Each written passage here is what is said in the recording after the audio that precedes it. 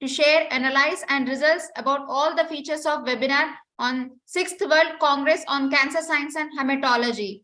So yesterday we have successfully completed the day 1. So today we are going to join the virtual presentation. So it's a great honor for me to welcome all to join this webinar on behalf of organizers of InnoWine meetings. So myself, Akira Jacob, representing the InnoWine conferences, welcomes all the distinguished guests, doctors, scientists, educators, colleagues, ladies and gentlemen. So I would like to express my most sincere gratitude for your presence in this opening ceremony as a gateway to the initiation to our scientific program. So once again, I'm giving the instructions. Make sure to introduce everyone at the beginning. Ensure that you have a clean, work-appropriate background. Look into the camera. When talking, instead of looking at yourself, be aware of your audio and video settings.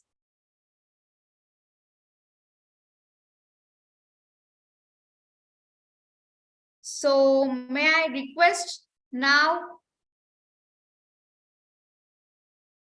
Dr. Nahla, King Abdullah Medical City from Kingdom of Saudi Arabia to give her presentation.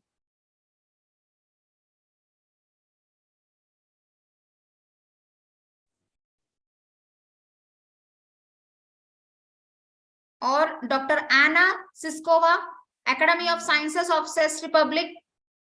Good morning. From Czech Republic. Yes, good morning. I'm here. Yes. Good morning. Go ahead with your presentation. Okay, I will share my screen. Yes. Just a moment. I will open presentation.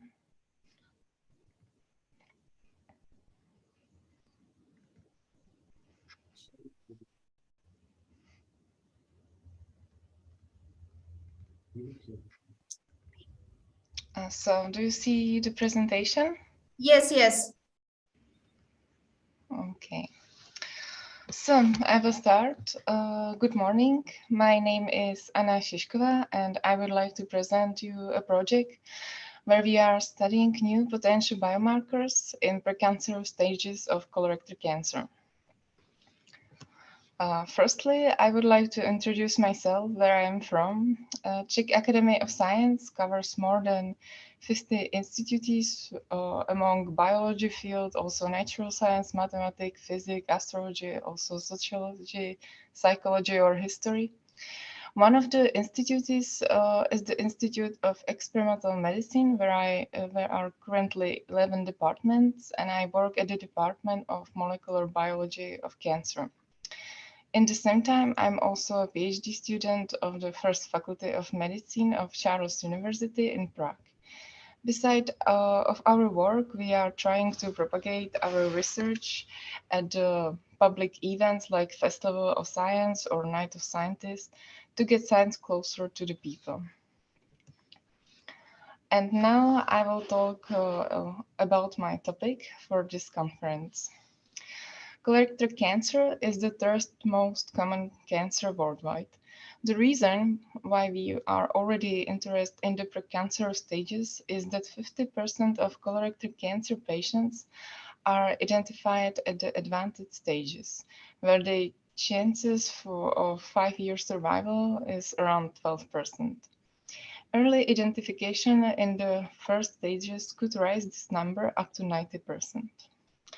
Our candidate biomarker in this study is a long non-coding RNA MALAT1, which is a shortcut for metastatic associated lung adenocarcinoma transcript 1.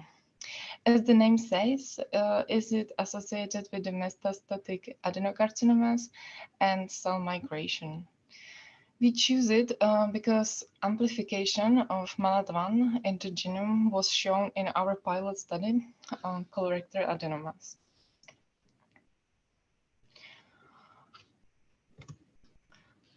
Our aims were to validate MALAT1 expression levels in the tissue and plasma, both in adenoma, tumor, and cancer-free patients.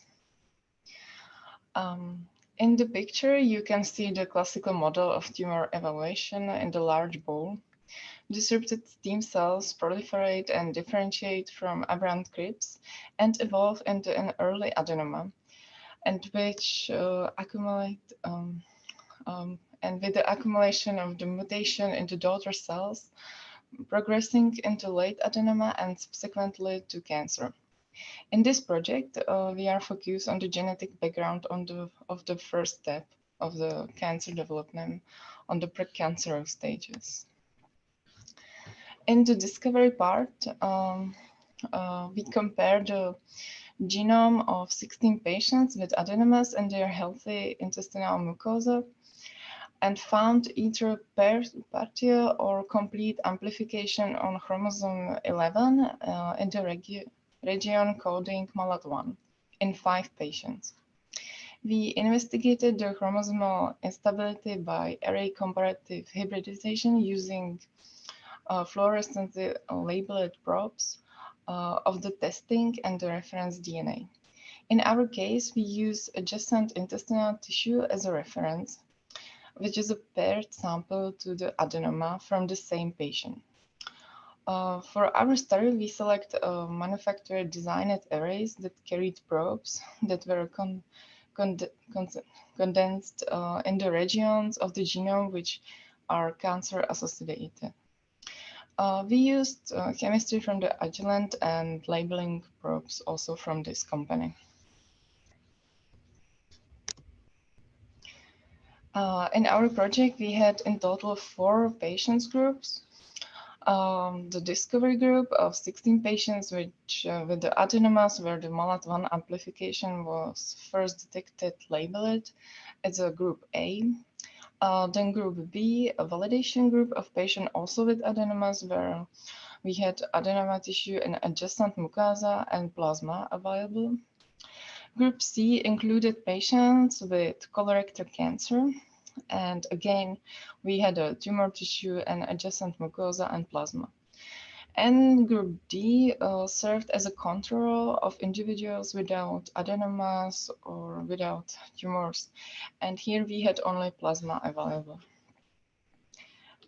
In all 3 groups, RNA was isolated from biological samples, followed by transcription into cDNA and then real-time qPCR to detect MALAT1 expression levels.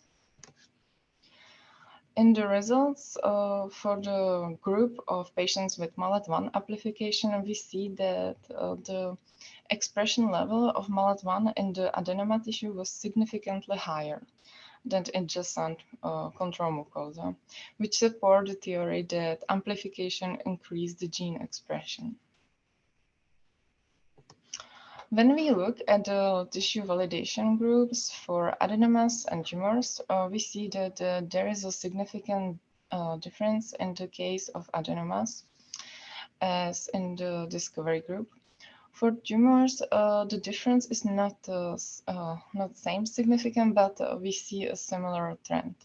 We believe that the variability in the tumor stage among the patients could affect the significance of the results in this case. An interesting aspect of the plasma samples is that MALAT1 expression levels are highest in the cancer-free individuals and lowest in the patients with adenomas. We cannot yet explain this phenomenon, nor can we explain that the good responders to treatment had higher MALAT1 expression level than poor responders in plasma. To summarize our results, we confirmed higher levels of MALAT1 expression in both adenoma and tumor tissue samples compared to adjacent mucosa. We did not see a phenomenon in plasma.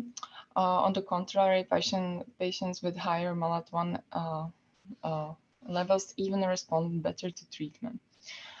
We believe that MALAT1 may be a biomarker or adenoma development, as its elevated expression levels are already observed in the precancerous stages.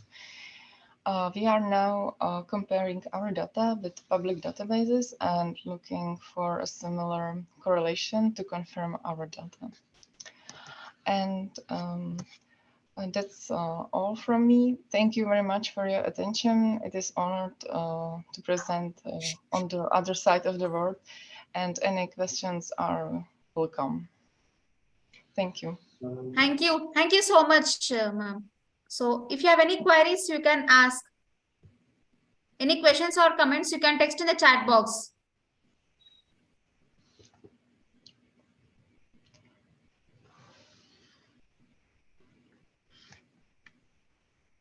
Thank you so much once again for joining and for your attention, ma'am. Okay, thank you very much, and Okay. enjoy. So now I request Dr. Nahla, King Abdullah Medical City, Makkah Kingdom of Saudi Arabia from UAE.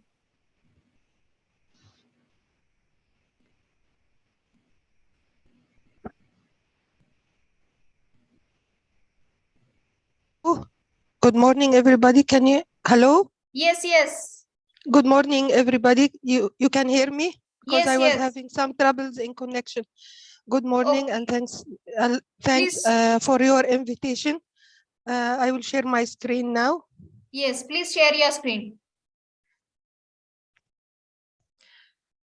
I'm going to talk about a case report of double hematological and solid malignancy, which is diagnosed from the bone marrow, a case report laboratory view.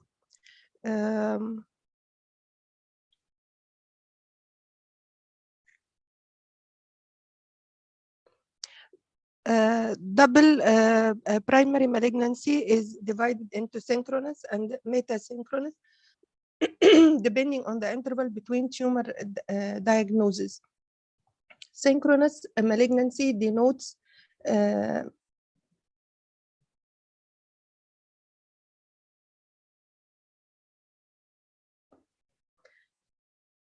Synchronous malignancy denotes development of the second tumor either simultaneously or within 6 months after the first malignancy. Metasynchronous, where secondary tumors can be developed after 6 months or more after the first malignancy.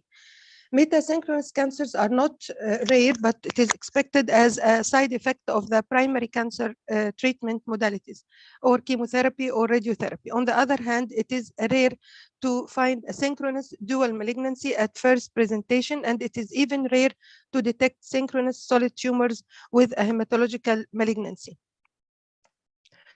The pathophysiology of the malignancy, many factors play an eminent role, such as immune suppression, genetic predisposition, environmental exposure to carcinogenic factors like tobacco, smoking, and alcohol consumption, infection, toxic effects related to treatment by chemotherapy or radiotherapy. Metasynchronous malignancy that develops after receiving chemotherapy for another first malignancy, considered as an iatrogenic asynchronous dual malignancy, is usually related to genetic instability, such as DNA microsatellite instability, mutation in multiple tumor suppressor genes, such as B16, B53, B10, or RB gene, or immunosuppression. With modernization of life, the incidence of malignancy has increased. With regards to double malignancy, the improved diagnostic modalities and the scientific level of the clinician contributes greatly to the increased incidence of the diagnosis of such cases, not increasing the incidence of cases themselves. The aim was to alert the medical community about the careful evaluation of patients with known acute myeloid leukemia, with a special appreciation to the role of laboratory investigation. Our case report is a 63-year-old male patient presented to King Abdullah Medical City with a bone marrow request sent for the proper evaluation of the patient, with his complete blood counts revealed both leukopenia and thrombocytopenia. Laboratory investigation, his liver function tests were normal. We did gamma GT, AST, ALT, ALB, total protein, total bilirubin, direct bilirubin, AG, and albumin. Also, his kidney function tests were normal. Blood urea nitrogen, creatinine, uric acid, total protein. Serum electrolytes were within normal range: phosphorus, magnesium, sodium, and corrected calcium. his viral markers were negative for hepatitis C, B, HIV, H1N1.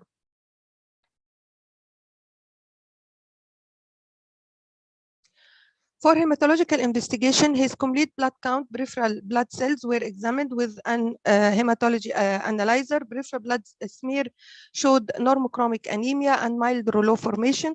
The red cell indices were hemoglobin 8.8, MCV 92, MCH 32, MCHC 34. While his white blood cells showed leukopenia 1.7, the leukocytic differential count revealed severe neutropenia. Neutrophil were 22.8, lymphocyte 69.1, monocyte 6.7, neutrophil 0.7, basophil 0.7. Marked thrombocytopenia was confirmed with no clumps or large platelet forms. His platelet were 51, and we didn't see blast. Coagulation profile, PT, PTT, and INR and fibrinogen were within normal range. For the bone marrow aspiration, bone marrow smears were particulate and cellular with adequate megakaryocyte. However, some of them show few hypolobated forms, denoting this megakaryopoietic changes. Granulopoiesis was adequate, but revealed early granulocytic precursors with some dysplastic changes, degranulation, in the form of degranulation. Active erythropoiesis was noticed with these erythropoietic changes in form of binucleated and megaloblastoid changes. There was a slight increase in the plasma cell count, 2 to 3%. Some histiocytes were seen, but there is no evidence of phagocytic activity. The blasts were increased 24 to 30. They were available in size. They were variable in size with large nucleus and multiple nucleoli. The blast had abundant basophilic granulated cytoplasm, and they were positive for myeloperoxidase. Bone marrow biopsy revealed 50% cellularity and initial involvement by immature looking mononuclear cells. The blast in the background of a trilineage of hematopoiesis with some dysplastic megakaryocyte can be seen. This is figure 1, which represents the bone marrow studies at presentation. These are the myeloblasts in picture A, which are present in the bone marrow aspirate, and B, the myeloperoxidase positive staining of the blast. C and D, the bone marrow biopsy, which is normocellular with infiltration by immature cells. Cytogenetic revealed for normal chromosomal karyotype 46XY, and also the FISH analysis did not show any clonal abnormality.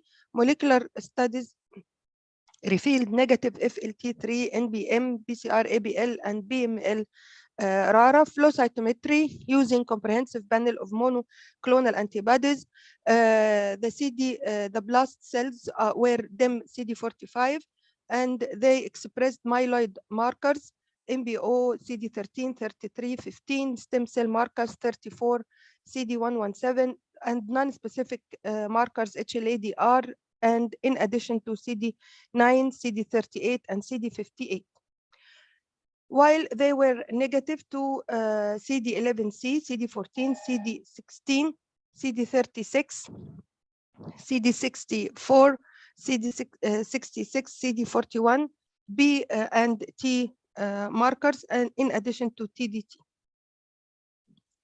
This is the flow cytometry analysis of the bone marrow at presentation, where we can see the DEM CD45 population, gate B1, represent the leukemic cells. Myeloperoxidase was positive, while cytoplasmic CD3 is negative. There is CD13 positivity with co-expression of CD34. Also 33 and 34 are co-expressed. 117 is a subset is positive for CD117 and HLA-DR. So the bone marrow by aspiration biopsy and the immunophenotyping support the diagnosis of acute myeloid leukemia with dysplastic changes. But because he's an old man with poor general condition, the treatment option were only azacitidine.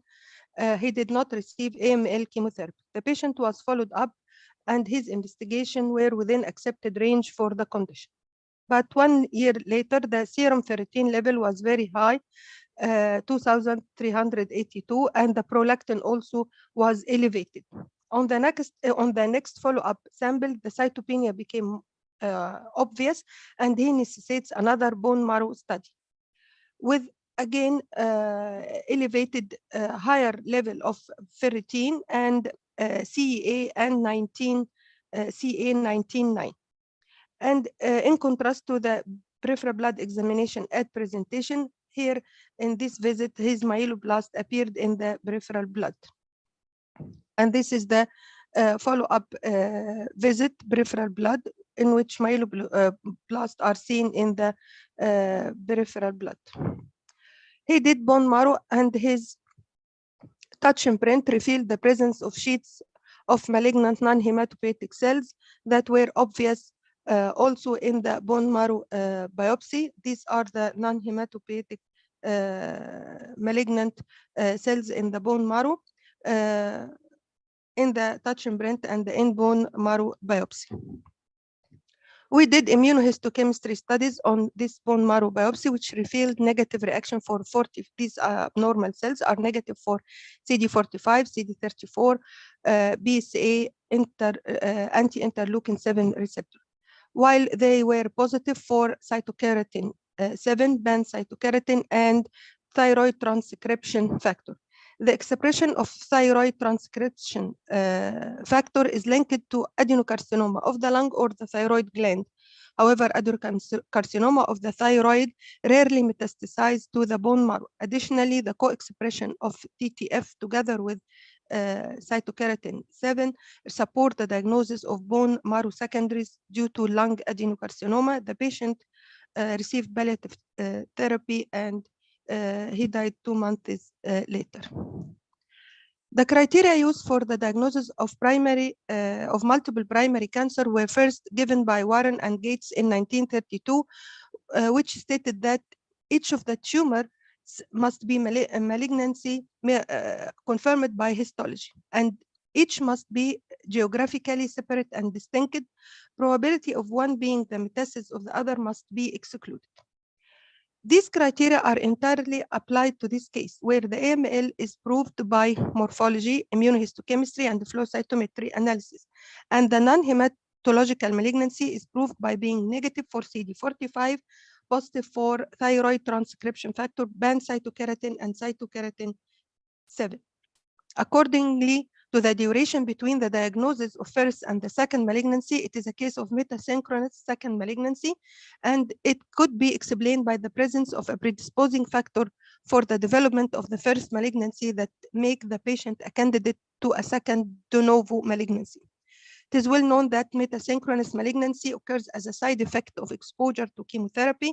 In this report, the patient received azacitidine, which is a cytosine analog that function as DNA methyl transferase inhibitors and show effective potency in reactivating epigenetically silenced tumor suppressor gene in vitro. The incidence of development of solid tumors with a hematological malignancy is very rare, and the implicated reported solid tumors are cancer esophagus, stomach, colon, breast, and the major hematological malignancy reported were multiple myeloma, MDS, non-Hodgkin lymphoma, CML.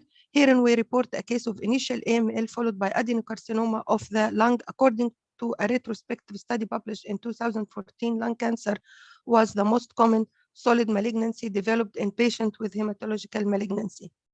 This case was diagnosed in an old man with irrelevant positive family history, being old patient above 60. It goes in hand with other publications that stated that most of the cases with double primary malignancy belongs to the 5th to 6th age decades. Additionally, a Japanese study reported that elderly patients with hematologic malignancy are likely to have multiple malignant neoplasm than younger age. Also, a male sex predominance was reported in the reviewed literature.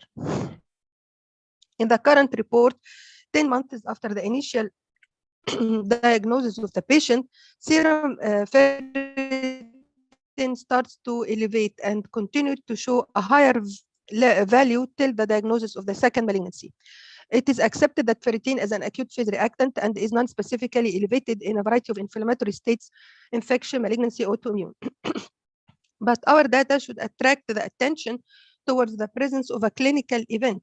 Furthermore, this prolactin level was elevated, which highly suspect ectopic hormone production and considered as a negative early poor predictive factor for clinical outcome.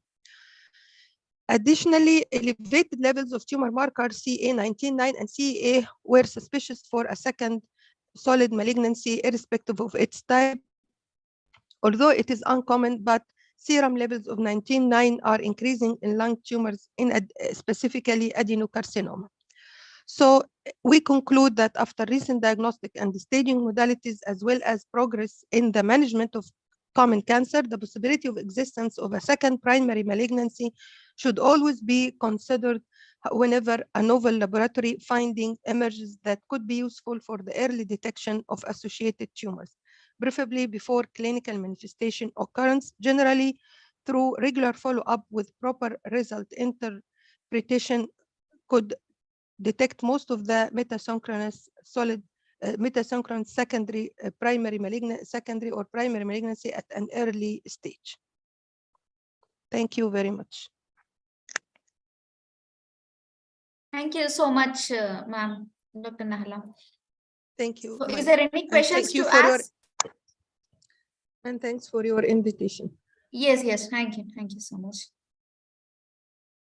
Is there any questions or comments? You can text in the chat box.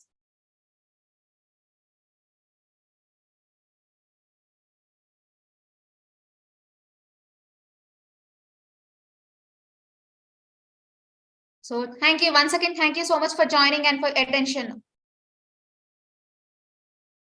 So now I request Dr. Deepa Lakshmi J, PG and Research Department of Biochemistry, Mohammed Sadak College of Arts and Science from India. Dr. Deepa Lakshmi. Please share your screen and go ahead with your presentation. Are you able to hear me, ma'am? Yes, yes. Please share your screen. Yes, yes, ma'am.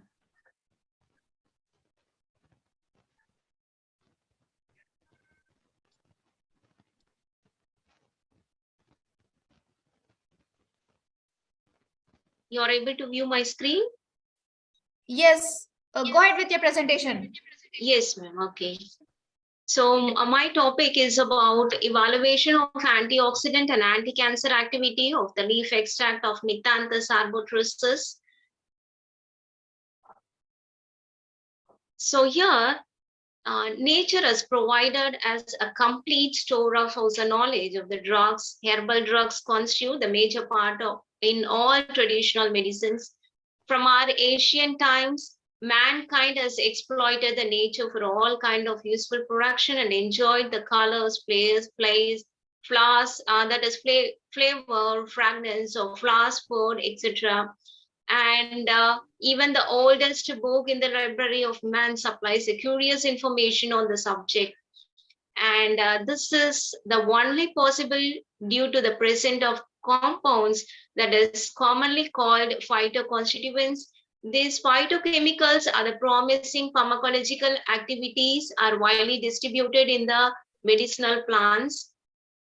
And despite of the important Western medicine, presently about 80% of the world population is using medicinal plants as their major source for medication in primary treatment.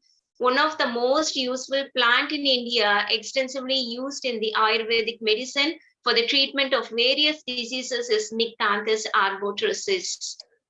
And this is said to be a wonder plant. And in our present study, we taken to explore anti-cancer activity of Nyctanthus arborescens of different extract. And this is said to be one of the valuable medicinal plant grown in the tropical and subtropical region. And different parts of these plants are used in the Ayurvedic Siddha medicines for digestive and also for the antidote to the reptile venom. And also it is going to act as a mild, bitter, tonic, laxative, etc. And the leaves of this extract have as many proved pharmacological effect like antibacterial, analgesic, and anti-inflammatory, anti-diabetic, anti-arthritic, hepatoprotective, etc. And this is the plant source, which comes under the kingdom Plankton. And the genus name is Nyctanthus, and the species is Nyctanthus arborescens. And these are some of the vernacular name of Indian languages. In English, we call this as a coral jasmine or night jasmine. And so the traditional use of this plant is traditionally the flowers are gathered for all the religious offering and to make the garlands. And in Hindu mythology, we call it as Parijata, and different parts of this plants are used to possess various ailments by the tribal people of the Indian subcontinent with its use in Ayurveda, Siddha, and Unani system. And these are the different parts of the plants, that is flowers, seeds, leaves, and the stem part, which is found to be useful traditionally. So we utilize this plant leaf source for treating the cervical cancer. We know cervical cancer is a type of cancer that occurs in the cells of the cervix, the lower part of the uterus that connect to the vagina. And the various strains of human papilloma virus, sexually transmitted infection, play a role in causing the cervical cancer. And even if there is going to be when there is going to be exposure of this HPV virus, the women human system typically prevent the virus from doing harm. In small group of women, however, the virus survive for the year and contribute to possess that causes some of the cells on the surface of the cervix to become the cancer cells. And we can overcome this, but by the screening test and receiving the vaccine that is found to be available nowadays, and we can also protect against the HPV infection. And now the aim of our present study is we have carried out the preliminary phytochemical screening of this plant extract, and we also carried out the antioxidant activity of ethyl acetate extract. And we have carried out the scavenging, free radical scavenging activity with the help of ABTS radical activity, lipid peroxidation activity, superoxide scavenging activity. And we also carried out the GCMS analysis of this ethyl acetate extract of Nyctanthus arborescens leaf for identification of the bioactive compounds. And the present study is also being carried out, validated for the anti-cancer property using the human cervical cancer cell line HeLa, as well as the human embryonic pulmonary epithelial cells L132 cell line. And the materials and methods are, we have collected the plant source and we identified and authenticated, and phytochemical analysis, qualitative analysis were carried out, and it shows the presence of alkaloids, flavonoids, phenol, tannins, steroids, saponins, terpenoids in different solvents. And we also characterized using GCMS analysis, and we determined the anti-cancer activity under in vitro condition. And the results and the conclusion of our study, the results of the primary preliminary phytochemical constituents of the Nyctanthus arborescens has been tabulated, and it shows the phytochemicals such as alkaloids, saponins, tannins, flavonoids, phenols, steroids has been observed as active phytoconstituents in our plant source with ethanol, chloroform, ethyl acetate, petroleum ether extract. And the presence of these constituents in most plants has been reported and also proven medical implications.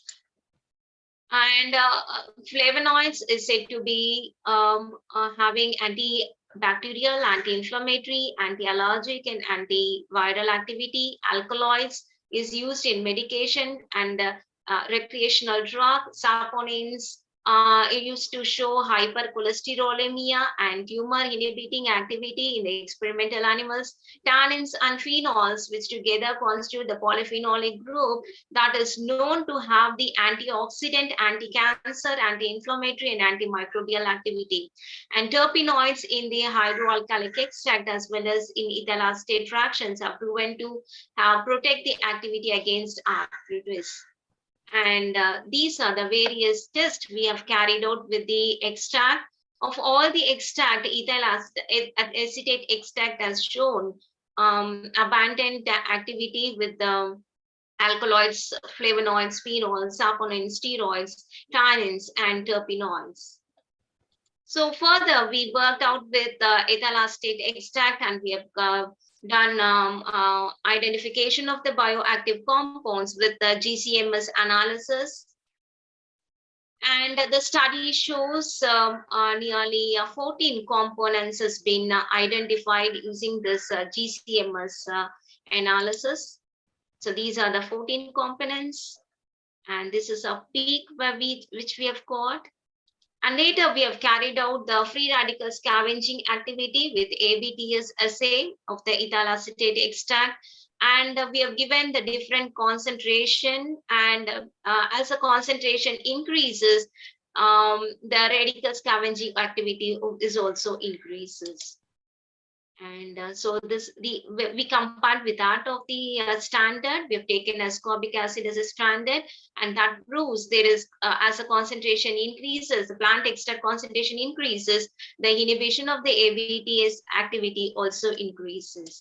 Similarly, we have carried out lipid peroxidation activity too, and even that shows as the concentration of the plant extract increases, the peroxidation inhibition also increases. And so this is the graph for lipid peroxidation. And the next we have carried out superoxide scavenging activity. Again, the superoxide scavenging activity also shows the concentration from 25 to 100 microliter we have added. And that also shows as the concentration of the plant extract increases, the percentage superoxide scavenging activity also increases. And later we have carried out the cytotoxicity activity of the ethyl acetate extract in the HeLa cell line. And the percentage of the growth inhibition we have carried out with the mean and standard error mean. And here also, as we increase the concentration, the percentage growth inhibition also increases in the HeLa cell line. So this is the graphical representation, which indicates the percentage growth inhibition increases as the concentration of the plant extract increases.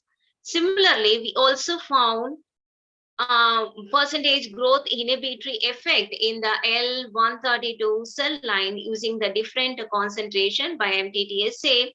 So that also contributes concentration of the plant extract increases with the percentage growth inhibition is also increases. So this is the cytotoxicity activity of the ethyl acetate plant extract with L132 cell line.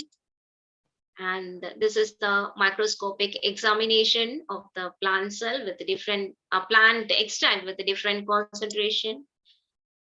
So as a whole, the free radicals were constantly generating in the living system, and it caused the excessive damage to the tissues and biomolecules, leading to various disease conditions, especially degenerative diseases. Many synthetic drugs protect against the oxidative damage, but most often with adverse effort. An alternative solution to the problem is to consume natural antioxidant from food supplement and traditional medicine, and the plant phenolic constituents, one of the most major group of the compound active as a primary antioxidant or free radical terminate. So in the present study, the antioxidant activity observed in ABTSSA inhibition percentage was high in the plant extract, and it is found to be 75.69% with EC50 of 18.96 microliter per minute. And similarly, lipid peroxidation activity of the plant extract was 76.24% with EC50 value of 18.46 microliter per ml. And the superoxide radical scavenging assay shows 77.25% with EC50 value of 18.49 microliter per ml. Superoxide radicals were responsible for the weak oxidant may deposit to form the stronger reactive oxidative species such as a single oxygen and hydroxyl radical. So removal of superoxide in a concentration dependent manner by ethyl acetate extract of Nithanthus arborescens may be contributed by the combination effect of the phytochemicals and the polyphenol compounds. So the result of this study support the efficacy of Nithanthus arborescens as an anti-cancer agent for HeLa cell line and L132 cell line. From this present study, it has been revealed that minimum effective concentration of the ethyl acetate extract of Nithanthus arborescens was toxic to 50% HeLa cell as HeLa cervical cancer cells was recorded in the IC50 at a concentration of 4.7 micrograms per ml, whereas 50% human embryonic pulmonary epithelial cells L132 was recorded IC50 at a concentration of 56.35 micrograms per ml. So the phytoconstituents that is present in the plant ethyl acetate extract are predicted to be the responsible for the anti-cancer activity. So in conclusion, so Nithanthus arborescens easily available plant and the rich source of the biologically active compounds for the safer and effective treatment of various disease. The present study could be a potential application to identify and quantify the bioactive compounds in the plants. These bioactive compounds are known to show the medical activity as well as exhibiting the physiological function. The result of our investigation proceeded valuable information for possible development of the natural antioxidant. So based on this study, showed there is a reduction in the cancer cell number count after the usage of the ethyl acetate extract of Nithanthus arborescens. The result obtained proved that plant possess increased anti-cancer nature against the HeLa cell line compared to L132 cell lines. So in future, plant can be considered to be an important pharmacophore. Hence, further in vivo studies and in silico studies can be carried out for the lead compound isolation. So these are my references. Thank you. Thank you so much for your presentation. So anyone has any questions, you can text in the chat box. 1 minute. I am Dr. Yamini, Deepa Lakshmi. Yes, ma'am. I have joined in another name. So I'm congratulations for you, ma, because my mobile has some problem. I'm Yes, just connecting it with the other things. It's a very good presentation. I think you have to continue this work and you have to do for the in vivo and the in silico also. And try Yes, to ma'am. isolate the compound so that you will be getting a lead molecule and you can just go in for conversion of this to a drug compound. Sure, ma'am. Sure. Okay. All the best. All the best. Thank you, ma'am. Thank you so much. I thank you, my ma'am, as well as the organizing committee for giving me the opportunity to present in this conference. Thank you so much. Thank you. Thank you. Thank you so much for joining the webinar. Thank So, you, ma'am. moving on to our next presentation by Dr. Meghanandan Bhuvaneshwari, Sona College of Arts and Science from India. Yes, ma'am. Can you hear me? Yes, yes. Yeah, thank you. Thank you for inviting me. I'll be sharing my screen, ma'am. Just a minute. Yes, yes.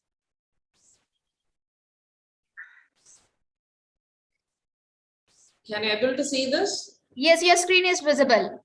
Yeah, thank you. So good morning, everyone. Here from India, I'm just connecting from Tamil Nadu, Salem. Myself, Bhuvaneshwari, head Department of Biotechnology, Sona College of Arts and Science. So my topic of research as well as a review sort of work is like chitosan nanoparticles and its synthesize, its characterization for cancer treatment. So as everyone knows, cancer is a globally threatening disease, the second largest disease in the world, and it is the cells growing without control, and it can easily invade the nearby tissues if it is in malignant stage. So the cancer cells, there are the different types of cancer types like carcinoma, sarcoma, leukemia, lymphoma, and CNS cancer. So carcinoma, it begins with the skin, whereas sarcoma, the cancer begins in the bone or cartilage, fat, muscle like that. Leukemia, as everyone knows, it is a cancer of blood cells. And lymphoma and multiple myeloma are the cancers in the immune system itself, because immune system is very, very necessary for any ailment to treat as well as to enhance the reaction. But lymphoma or multiple myeloma causes cancer in the immune system itself. So then there is also cancer in the CNS, that is central nervous system. We have some pictures which depicts the various types of carcinoma here. So nodular, BCC, the superficial carcinoma like this, as well as these are the sarcoma pictures which can affect any of your organs, multiple organs it can affect. Then leukemia, as you know, it's all like blood cells, and due to this leukemia, we get many ailments in lungs, muscles, even in bones or joints. So we do get affected in overall organs. And lymphoma, as I said, it affects the most of the immunomodulating organs, our lymph nodes, our thymus, liver, etc. And CNS cancer, it affects our spinal cord and brain. So this cancer is so dreadful, and the therapy of this cancer is like having chemotherapy or radiation therapy, immunotherapy, and targeted therapy. Okay, so these therapies, even from traditional methods to the latest targeted therapy, they are having some side effects. So this treatment is not very unique for all, whereas it has to be in combination. The treatment must be in combination, such as surgery with chemotherapy or with radiation therapy. So as I mentioned, the latest therapy like targeted or hormone therapy, immunotherapy, it must also given as a combination mode. Then only a cancerous cell can be treated, a cancer can be treated. And the major drawback of all this traditional as well as the recent therapies are the side effects. So which can be combined with severe pain, nausea, hair loss, and complete weakness and slow recovery, as well as some more side effects like nerve disorders, neuropathies, as well as organ inflammation, and all these things will happen. So to overcome all this, the recent trends is concentrating on some futuristic treatment without any of the side effects. Also, the therapy is to overcome the damage of normal cells. Normally, we are targeting, even though we are targeting the drugs, it affects the normal cells. It has some cytotoxic effect with the nearby cells. But now this futuristic therapy has to be aimed to not to damage the normal cells, but to treat only the cancerous growth or the cancerous cell. So one of the emerging field is this nanotechnology. So nanotechnology, it aims at targeted drug delivery. That is, it aims at only to deliver the drug to the cancerous cell, not to the nearby normal cells. And this nanotechnology, it has some upper hand because it has a very good penetrating ability.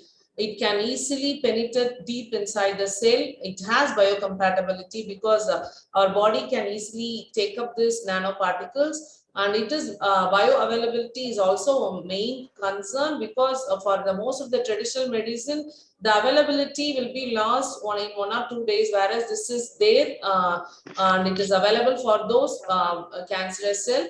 And the main important thing is EPR, that is enhanced permeability and retention for this nanotechnology, nanoparticles, as well as I mentioned, the lack of cytotoxicity in normal cells. So these are a few merits of using nanotechnology in cancer treatment. Can you hear me, ma'am? Is it okay? Yes. Yeah, thank you. Yes, go ahead. Yeah, okay. So nanoparticles in cancer treatment is it is given for drug delivery system, or it is used for drug delivery systems. So they have some reflected benefits in cancer treatment and management by demonstrating good pharmacokinetics. It has a very good tendency to kill or to cleave the protein necessary for the cancer production, or the DNA itself. It can go and cleave the DNA, and it can be given as a precise targeting only to the cancerous cells, and it has very reduced side effects, and also it can reduce the drug resistance of cancerous cells. The most important problem for cancer cell is multi-drug resistance. So this nanoparticles can conjugate the 2 or 3 drugs together, and it can aim to penetrate those cancerous cells and can reduce the drug resistance.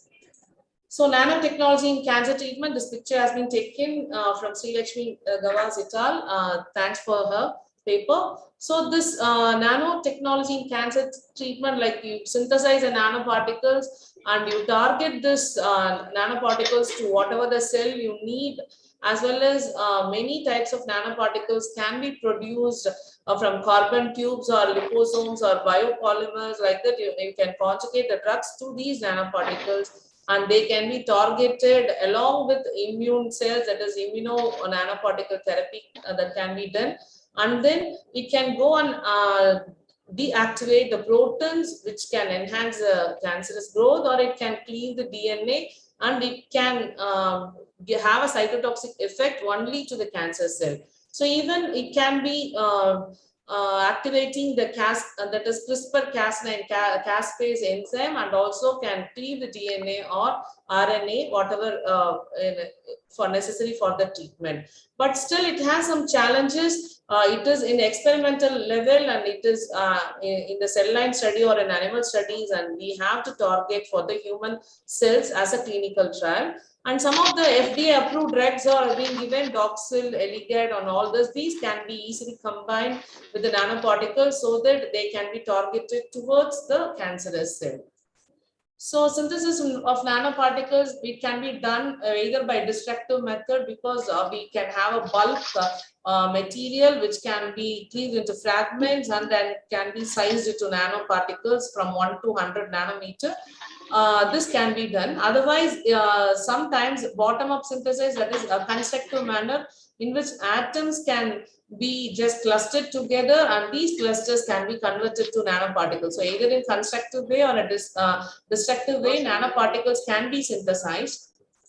And here my topic, coming to my precise topic, that is biopolymers can be used as nanoparticles for drug delivery systems. So nanoparticle fabrication methods are readily scalable, and it can be applicable to any range of drugs. But the polymeric nanoparticles, it has gained significant importance because it can be biodegradable, and it is easily absorbed by our body, the cells, it is biocompatible. And then many formulation methods are widely available for these biopolymers, because biopolymers are synthesized by the living organisms. This can be a biocompatible solution. And the range of applications has been expanding to include a variety of chemical drug classes. Even you can synthesize a chemical drug, or you get a formulation from a plant product or a microbial or a fungal product. This can be easily conjugated. So conjugated, as well as it can be targeted towards the cells, cancerous cells.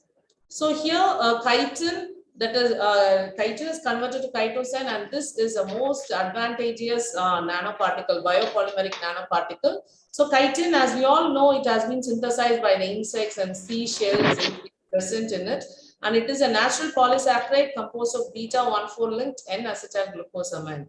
So fungi and exoskeleton of crustaceans and insects, they have this chitin. So the chitin can be converted to chitosan by deacetylation process. So it can be done either in chemical way using a strong solution of sodium hydroxide, or even you can heat up the chitin at a very high temperature, or by biochemical, that is using a deacetylase enzyme, you can do this conversion. So chitin to chitosan. So this is how this chitin is obtained from the insects or shells of the crustaceans. and this can be deacetylated. You can see that the two carbon groups, acetyl groups, are removed by either chemical activity or by enzymatic deacetylation, or even you can heat up this chitin, so which it becomes a chitosan. So instead of this two acetyl group, you can have this amino group and you have a polymer of chitosan, which is very much useful for constructing a nanoparticle. So this is the chitosan structure once again. So chitosan is having amino group instead of this two acetyl groups. So the chitosan nanoparticle is biodegradable and biocompatible, and it, most importantly, it is safe for human dietary use. You can even have it for as a oral medicine. Okay, and even it can be given for a dressing application, wound dressing applications. And chitosan has been used as a carrier in polymer nanoparticles for drug delivery. And chitosan has chemical functional groups that can be modified to achieve specific. Hello, excuse me. No, carry on. Please unmute yourself while joining the webinar. Please. Okay.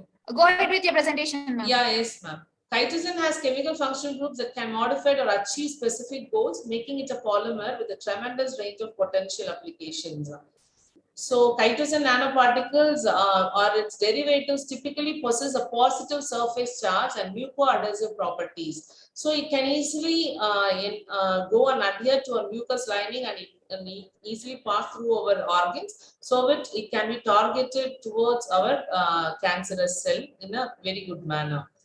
So this is how we can conjugate chitosan and our drugs. So drugs which has been ready for our cancerous cell thing can be conjugated with the chitosan, and along with it we can also add up some ligands for targeting the cells. So this can be conjugated. So the drugs with chitosan polymer is now ready, and this can be driven to the cell, cancerous cells, which can be taken by endocytosis. And once it is inside the cell, either it can release the drug to deactivate the mitochondrial any protein production, or it can directly go inside the nucleus and cleave the nucleus and make the new cell to enhance apoptosis process. So the cancer cell itself can be targeted.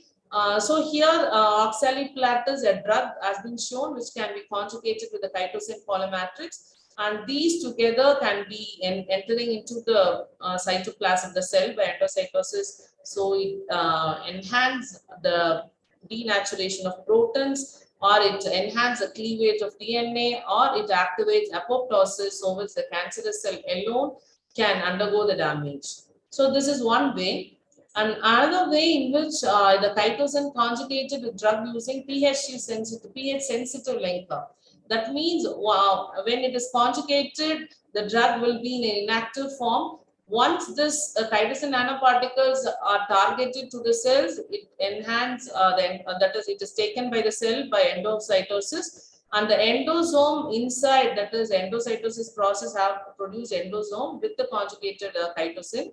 So the acidic pH of the cell in the cytoplasm makes sure the drug will dissociate from the endosome and it reaches the mitochondria, or to degrade the energy production, or it enters the nucleus to cleave the DNA, or even it can be targeted for protein synthesis, so which the cancer cell can be destroyed easily. So it is pH sensitive, it must be conjugated with a pH sensitive linker, which gets dissociated when it is inside the cell. But when once you conjugate, it will be in inactive form. But inside the cell, it will be released, and the drug will be released inside, and the targeting to the nucleus or mitochondria, it will be done in a very easy manner. So these are various drugs which can be conjugated with the chitosan, and it is all in the research level things like oxaliplatin, tomoxifen, doxorubicin, cisplatin, even paclitaxel and docetaxel. These drugs can be conjugated with this chitosan, and it is taken inside, and once inside, the pH-based linker in acidic pH releases the drug, and the drugs can enhance the DNA damage as well as the mitochondrial damage, or sometimes it enhances the caspase for CRISPR activity. So the caspase enzyme along with this drug can cleave the DNA and it makes the cell to go or undergo apoptosis. So this is how these drugs are targeted towards a cancerous cell, and it makes the cancerous cell to be damaged by not affecting the nearby normal cells. So as a conclusion, chitosan being a biopolymer when used as a nanoparticle is having a high scope for drug delivery system, and the experimental analysis so far shows it is a viable member for cancer treatment when conjugated with drugs. So acknowledgement is thanks to my guide, Dr. P. Mani, as well as thank you organizers for giving this opportunity to present before this knowledgeable crowd. Thank you. Thank you so much, ma'am, for participation in this event. Yes, ma'am. Thank you so much for joining and for attention also. So is there any questions you can ask?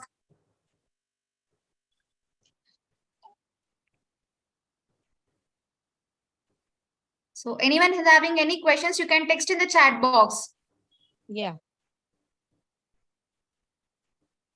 See, I think after the meeting, can you hear me? Yes, ma'am. Ma'am, we all are to take a photo because I need all the participants, everybody's face, so that please open the video so that we can have a photo. Yes, ma'am. I think the organizer should arrange. Yes, ma'am. I'm on with the video. You're on. What Yes. about the organizer side? Can you take a photo, ma? The other participants, please open your video. Deepalakshmi, Ishad,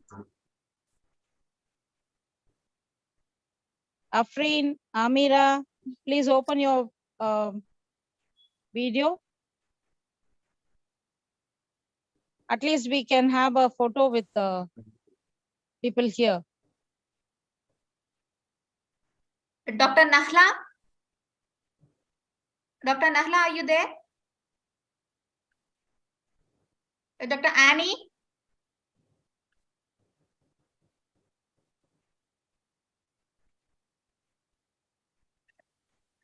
Dr. Nahla and Annie, are you there?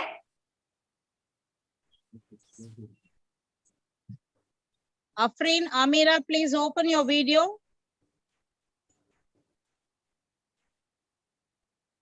I have turned it on, ma'am. Yes, ma, I can see you.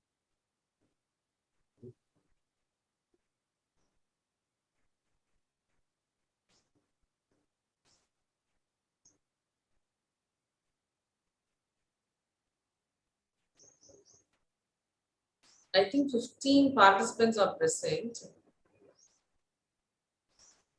Oh, how many, ma'am? 15. It shows 15 participants. Yeah. But only few have opened the video. Yeah. Amira, where is Afreen, ma? Ask them to open the video so that we can have a photo. Yeah. Ask all of them to open the video.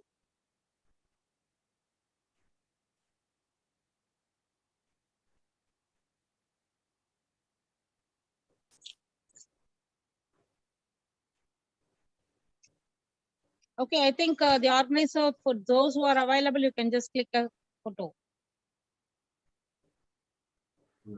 You can record it and send to us. Hello? Yes, ma'am. So we are waiting for Dr. Annie and Nahla. Okay.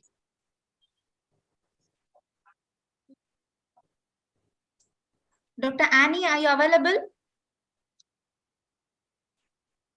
And Dr. Nahla?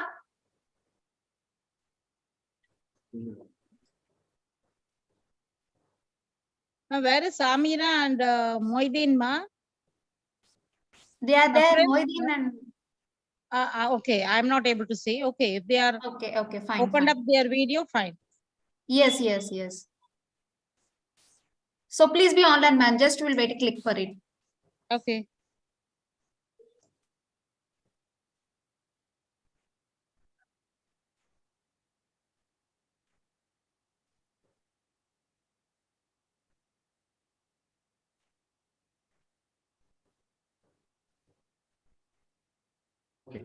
Okay, ma'am. Done? Thank you so much. Thank you. Yes. Thank you so much, ma'am, Dr. Bhuvaneshwari. So Yes, is ma'am. anyone having questions? You can ask. No one asked questions actually. We can just chat later because it's getting late. Okay, fine, Okay. no problem. Okay, moving on Yeah. to your next presentation by Z. Afrin Banu, Department of Biochemistry, University of Madras from India. Hello everyone, can anyone hear Yes, me? yes. Okay, yeah, please give me a minute and share. Please share your screen. Yeah, sure.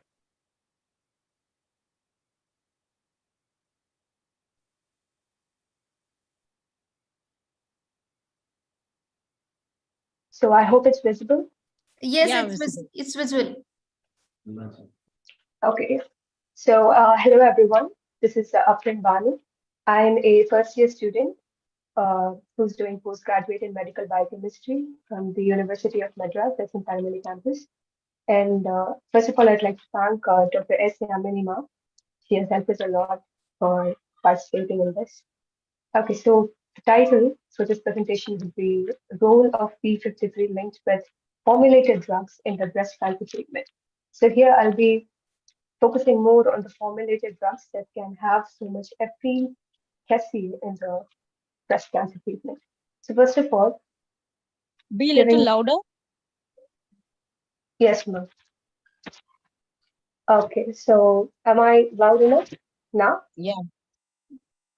Yes. Okay. Okay, so first of all, I'll be starting with the intro on breast cancer. So, as all of us know, breast cancer is a major problem all over the world. And obviously, the gender who's more affected for this cancer would be women. But men also get this cancer, but the ratio would be 99% of women will get, and only 1% or like very less to that, even male are susceptible to getting breast cancer. So this happens because of the DNA mutation that takes place, and this targets especially the breast tissue. Afrin, please move on. Afrin, please move on your slides slides. are not moving. Yeah, your slides are not moving. Please move on your slides or keep slideshow. Just a minute. Yes. Yeah. Put it in slideshow and tap your slides as you speak.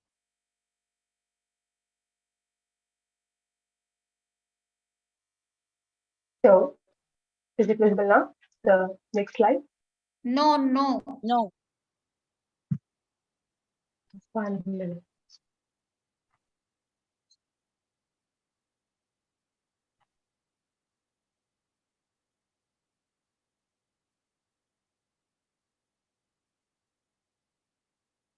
Yes. Okay. Yes. I'm so sorry for what happened.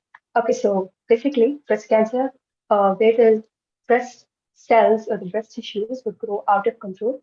And according to the WHO statistics in 2020, there were 2.3 million women who got diagnosed with breast cancer, and there were more deaths globally as well, 685,000. Now, this breast cancer occurs in two different places. One would be ducts, and second one would be lobules.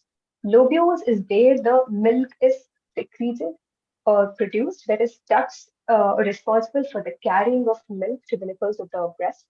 So yeah, so this breast cancer especially affects these two parts more on duct side. So at the basic level, at the initial level, that is stage 0, it can be cured and it can be treated very efficiently. But what happens is if it spreads outside of breast tissues that we all call it as metastasis, the treatment would be a bit harder. And because of that reason, as you can say, a lot of people are dying. So breast cancer is actually a major issue and the most common cancer as well. So here I'll be talking a bit about P53 mutation. So as you know, P53 is a gene that suppresses the tumor and is very, very essential for the DNA stability and also to prevent any type of cancer that takes place. But what happens is it stays in its wild type P53, but on mutation, it changes to mutant P53 genes, and that itself becomes the major reason for different cancers, especially this TNBC, that is nothing but triple negative breast cancer, that is very, very rare and hard to cure. And If the mutant CP53 protein is accumulated more in the cells, in this case, it will be breast cells, the tumor development will be very faster. And according to the recent research that's being done, if there's more concentration of P53 protein in the breast cancer cells, then the breast cancer therapies would not be efficient at all. So it is a huge concern and also a good discovery that is done recently. And moving on to the treatments, just a brief on it. So as early as the identification is better for the treatment, we can do surgical removal if it's in the early level, like if it's only in that particular organ, or like if it's only in the particular tissue, we can perform all the surgical removal that is mentioned. Or if it spreads to the other cells, that is metastasis, we can go to radiation therapy and medication therapy to treat the cancers, the microscopic cancers. So now the objective of this presentation is we are trying to find or find the possibility of formulating a new drug that is from the combination of an existing allopathy or chemotherapeutic drug and another compound that is from the organic source, that is, you can say, any herbal, like herbal, siddha, ayurveda, there is so more that has like a less side effect. And the release is also slow for these kind of organic phytopharmaceutical anti-cancer agents. So what we are doing is we need to combine these together so that there will be less side effects that is caused by the chemotherapeutic drugs. As we know, it is very strong. So that side effects caused by those drugs can be reduced by combining these two. And also the mechanism of action, that is the time taken to release this particular chemotherapy drug would be more faster than than using it individually without any phytopharmaceutical anti-cancer drug that is basically an organic one. So the commercially available allopathy drug which I'm using here is cyclophosphamide. I'm sure all of us know about this because it's an alkylating agent. This is the first, I think, alkylating agents are the first to be discovered to treat cancer, and it is still being used. So basically, it's an alkylating agent. What it does is that it is useful in treating a lot of cancers. Here, it is formed, it is basically a precursor of an alkylating nitrogen mustard, antineoplastic, as mentioned here. And it's an immunosuppressive agent that gets activated in the liver. That is nothing but it gets metabolized in the liver and it goes and attacks the cancer cells, not only the cancer cells. In this case, it also attacks the normal cells. And that is the main concern here. So cyclophosphamide is indicated for the treatment. You can see the treatments: malignant lymphomas, multiple myeloma, leukemias, mycosis fungoides, neuroblastoma, carcinoma of the ovary, genoblastoma, and even the breast cancer. So it has various applications, but it also has major concerns. So the mechanism of action involved in this particular drug is that it attaches alkyl groups to the electronegative groups, basically inside the cells. So to explain it, basically, we have this double helical DNA structure. So what it does is it goes and attacks by cross-linking the guanine bases that is present in the DNA, and it makes the cell cycle to stop, either to get, when it comes to cancer cells, it cannot recover from the damage that happens in the DNA. So it eventually undergoes apoptosis. Whereas for normal cells, there are possibilities that the DNA can be repaired. So basically, this is the mechanism of this particular drug. As I said, the metabolism takes place in liver. Almost 70% metabolism of this drug takes place in liver. So it forms two active ingredients. So for two active compounds, first is phosphoramide and acrolein. This phosphoramide is responsible for the cytotoxic action, whereas this acrolein is a metabolite that affects the normal cells, that brings out the toxic effects to the normal cell. So this metabolism happens via cytochrome P450 enzyme in the liver, obviously. What this acrolein does is that it activates the reactive oxygen species and induces the peroxynitrate formation that damages the cells. I mean, that gives damage to the cell by affecting the protein, lipids, and DNA. So this leads to, toxicity in the liver, lungs, even heart at worst case, because cardiotoxicity is the most life-threatening side effects that can be caused by this cyclophosphamide. So the solution for this is, as I mentioned previously, we're combining this with an organic compound that has less side effects. So the solution, we can use this quercetin. Quercetin is a flavonoid that is present in the plants, foods, you can say any type of food ingredients, like mostly vegetables. So you can take this compound, flavonoid, from those, and it has many properties that I'll be mentioning very soon. So this can be combined with cyclophosphamide to reduce the damages that was caused in the normal cells. So here, yeah, the application. So it has like multiple applications. You can see it's an antioxidant, it's an anti-inflammatory, anti-diabetic, cardioprotective, hepatoprotective, and so on. So basically, we are focusing more on the anti-cancer and antioxidants here. So what it does is that quercetin induces p53 mediated apoptosis. Nothing but I have told you what cyclophosphamide does. That is, it causes apoptosis of the cancer cells. So here also it can bring out apoptosis in p53 mediated, and it can increase the level of p53 like regulators that is good for preventing the cancer cells from our body. I mean, like, preventing cancer cell growth in our body.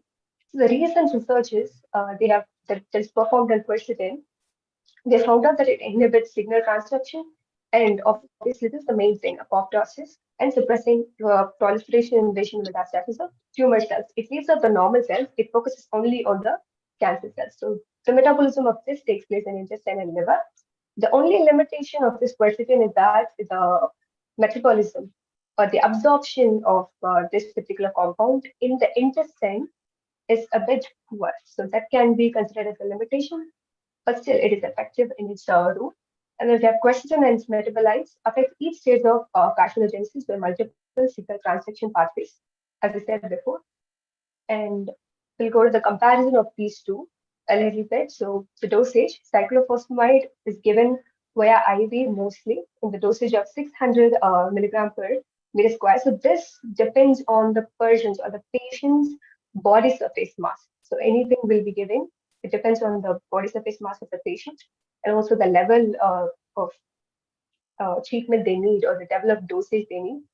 And then we have quercetin. Quercetin is available as a nutritional supplement, just like vitamins, any other vitamins.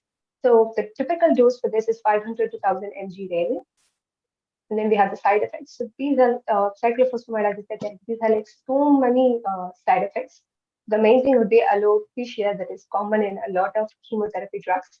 And one more thing that is very important is cardiotoxicity. That is the major issue. Quercetin doesn't have that much side effects. It has like really slight one. And when ingested in very high doses, it can lead to kidney damage for a certain level. So this is the structural comparison. Then we have chemical property comparison. We have the formula, molecular weight. Molecular weight is almost similar, and we have like a number of heavy atoms, aromatic heavy atoms, rotational bonds, hydrogen bond acceptors, donors. So this is from the Swiss ADME, how it gets absorbed, metabolized, digested, and excreted. And then we have pharmacokinetic properties. So the gastrointestinal absorption is high for both of these because these are already available. So these are things you can see. The skin permeation would also be same for these two. Okay, so basically the conclusion would be we can, as I told you, that we can take the cyclophosphamide and quercetin and combine together to reduce the side effects. Recent researches are being done a lot. Even in rat model, it was done. Cyclophosphamide induced cardiotoxicity may be reduced by quercetin effect. It is done and it is proved in rat models, but I think it still needs more research on human level, moving more onto the preclinical or like clinical trials.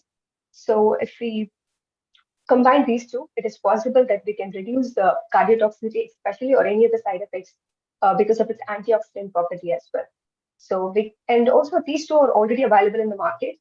The time taken for the drug discovery can be reduced a lot, and this can be available in the market a lot sooner if it goes through the preclinical and clinical trials. So this is it. Thank you so much for giving me the opportunity to present today. Thank you so much, Afreen. Thank you. As you are in the initial stage, I think you need to go for a long way to put it in experimental design, and hope that you can formulate a new drug for breast cancer. All the best. Thank you. Thank you.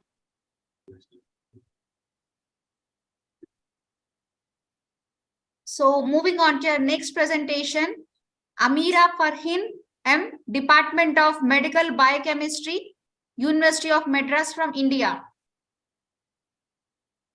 Yes, ma'am. I'll be sharing my screen now.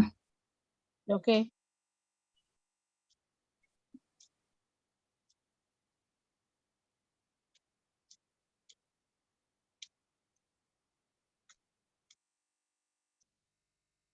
Is my screen visible, ma'am? Yes, visible. Yes.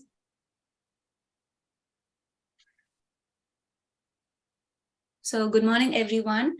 So this is Amara Farhin of first MSc Medical Biochemistry of University of Madras, Chennai. And today I'll be discussing about the detrimental effects of steroids in the... 1 minute, ma'am.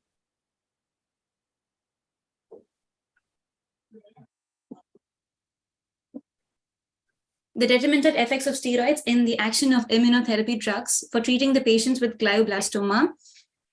So talking about giving a very brief intro about the cancer itself, it is a type of grade 4 primary tumor of your star-shaped astrocyte cells present in the human brain.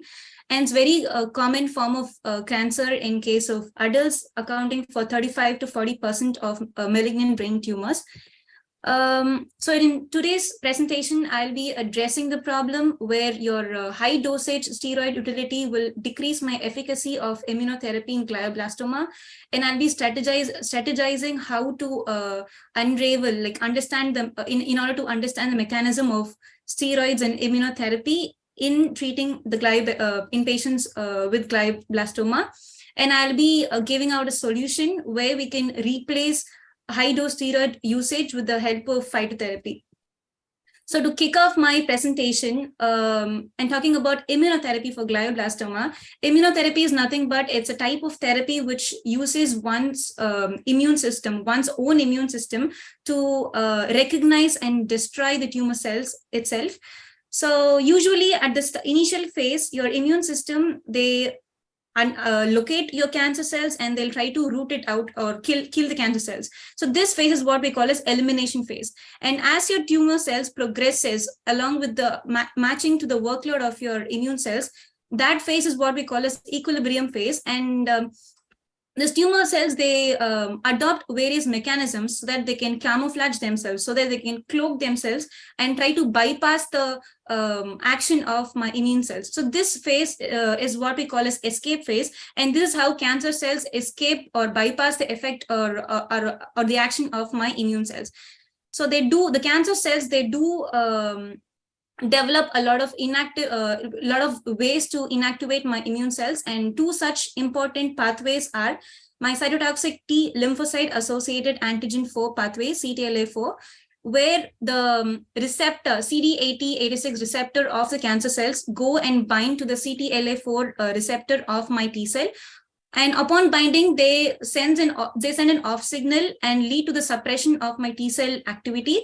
And one other pathway is my programmed cell death protein 1 pathway, where the PD-L1 ligand of cancer cells bind to the PD-1 receptor of my T cells, most commonly your TC cells, and inhibit their effect. So this inhibition of, binding of the cancer cells receptor to that of the T cells will prevent the T cell from proliferating further, and thus inhibiting their action. And these two pathways are called as the immune checkpoints. So in order to make my immune system locate and reactivate my locate tumor, and also to reactivate my T cell proliferation, I need to give immunotherapy to my patient so that this binding will be will not happen. So I use a lot of types of immunotherapy, where one among the therapy is ICI, immune checkpoint inhibitors, where the patient is administered with a lot of monoclonal antibodies like ipilimumab, nivolumab, pembrolizumab. So these antibodies, monoclonal antibodies, they go and bind to the CTLA4 receptor or your PD1 receptor of the T cells, and they prevent the cancer cells from binding to these receptors, and thus the T cell can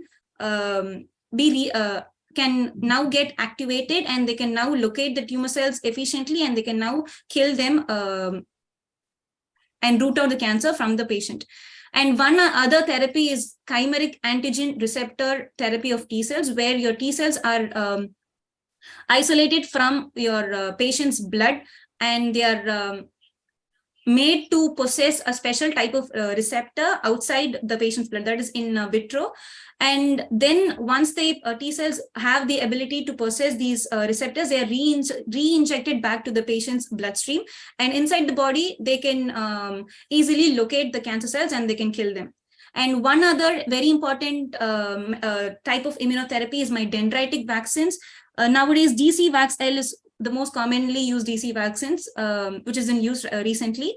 So these what we do in this method is we isolate dendritic cells from the bloodstream, and also the tumor cell from the patient, and we give both, and we try to interact both of them in vivo conditions, and we just it is sort of making the dendritic cells learn, or we are educating the dendritic cells to understand how to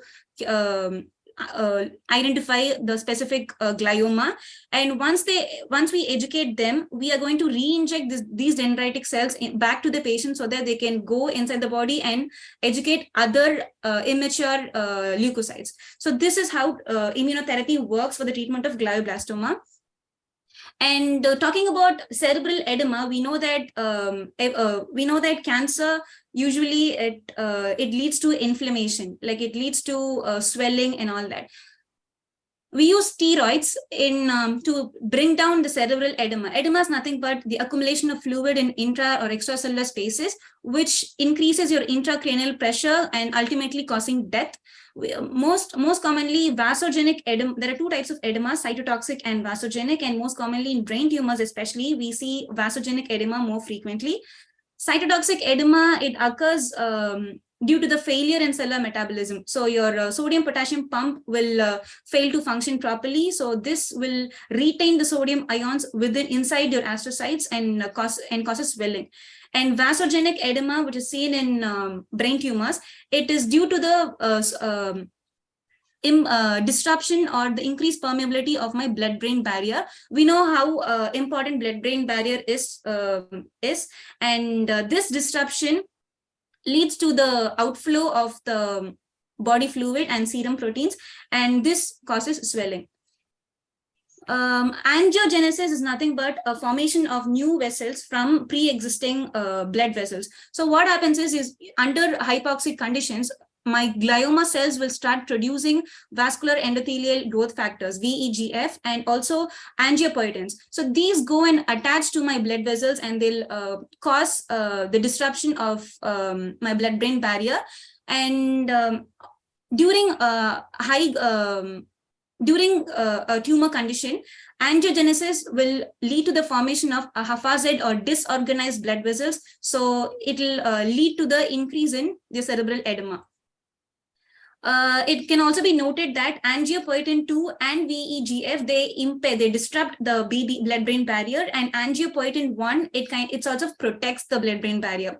So in order to prevent my cerebral edema in patients, I'll need to find a drug which has a capability of down-regulating my VEGF and also to upregulate my angiopoietin 1 to bring down the disease condition, that is my cerebral edema.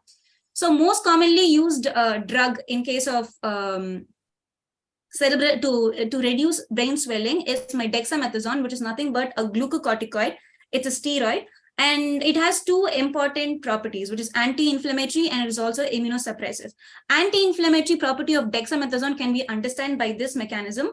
The glucocorticoid, which in this case is my dexamethasone drug, it uses glucocorticoid binding protein, a transporter, in order to get transported within the blood of the patient, and then it reaches the cytosol of the cell and it gets attached to my glucocorticoid receptor. And now this complex becomes quite unstable. So my chaperone molecules, heat shock protein 70 and 90, it gets dissociated from it.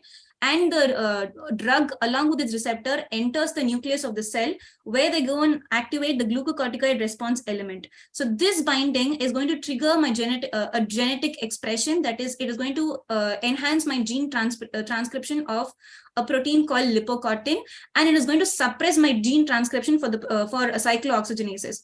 So this increased level of lipocortin production will go and bind to my phospholipase A, and this will lead to the downregulation of arachidonic acid, and ultimately my pro-inflammatory prostaglandins are secreted at low amounts, which is the main cause of the anti-inflammatory property of my dexamethasone drug. And talking about immunosuppressive, this binding inside the nucleus, the activation of glucocorticoid response element, it is going to downregulate my genes for the production of cytokines like interleukin 1, 2, 3, 6, TNF, tumor necrosis factor, and my GM colony stimulating factor. And this will in turn lead to my suppression of my T cell activity. And it also causes decreased production of my endothelial leukocyte adhesion molecule and my intracellular adhesion molecule, so that my this interferes with my localization and adhesion of lymphocytes. So this is how dexamethasone has anti-inflammatory and immunosuppressive property. So talking about the anti-inflammatory property of the drug, it's actually highly beneficial for us to treat vasogenic edema in patients with glioblastoma. But immunosuppressive property of the drug will decrease the efficiency of the patients who's already going through immunotherapy for the cancer treatment. So this is where the problem arises. So it has been proved that high dosages of dexamethasone drug must be avoided because they interfere with my immunotherapy given to the patients with glioblastoma. So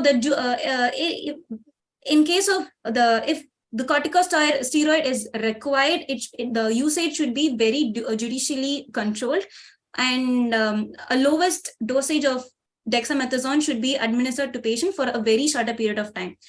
At presently, we use 4 to 20 mg per day of dexamethasone is given to patients either intravenously or intramuscularly. So my aim of the presentation today is to find an alternative to root out this problem or to sort out this problem. Ashwagandha is a herbal plant native to India, which has an active component called vitafrin A, which is found to have anti-cancerous property, anti-inflammatory property, and it also regulates, it downregulates my angiogenesis, leading to decreased cerebral edema, and it also promotes apoptosis. So I have chosen ashwagandha and vitafrin A is the active component in order to sort out this problem. So I've compared dexamethasone and vitafrin A. As you can see, just like dexamethasone, my vitafrin A, the chosen component, also shows no inhibition to my cytochrome P's, so it can be easily metabolized. There will be no problem in metabolizing of the vitafrin A compound, and it is also a PGP, P-glycoprotein substrate, which shows that it can be easily excreted out of the body with no problem. And it, just like dexamethasone, it also agrees to the Lipinski's rule. And just like dexamethasone, it also has a very good bioavailability store, making it a good candidate for replacing dexamethasone. And talking about the advantage and disadvantage of these two compounds, we can tell that we all know that allopathy drugs always have an upper hand because they have a very quicker response compared to your phytocompounds. But when it comes to side effects, the allopathy drugs have a huge drawback. So in order to take the advantages from both of these compounds, I thus recommend to combine dexamethasone with afrin A, and also curcumin can also be added as a modulator, because it has clearly showed anti-cancerous and anti-inflammatory property, which can be of really good use in our study of producing a novel drug for the treatment of glioblastoma. So I thus recommend that combining all these three compounds together and formulating a new drug which shows least or no side effects at all, and which has the highest efficiency can be produced.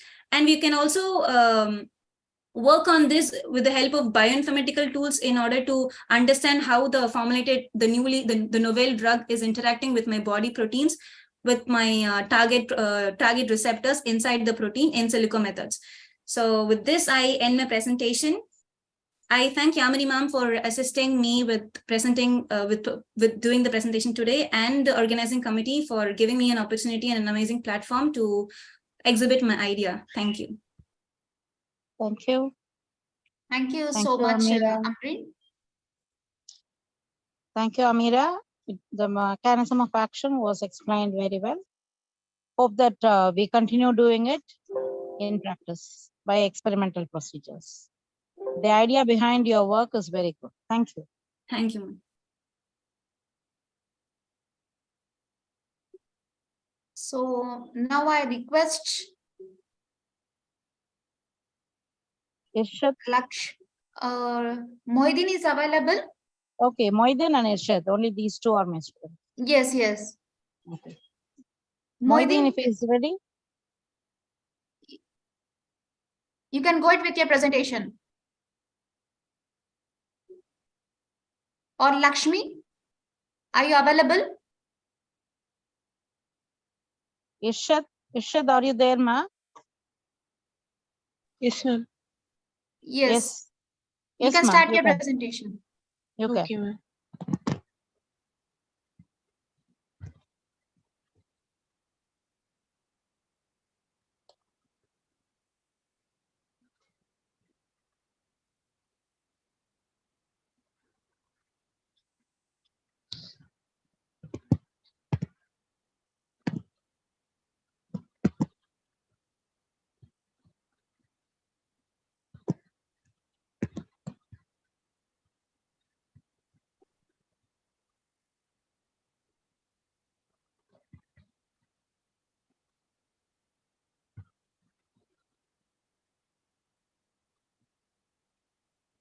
Irshad, are you presenting? Yes, ma'am. I'm using my mobile, so it is. Are you sharing, ma? 1 second, ma'am. Yeah.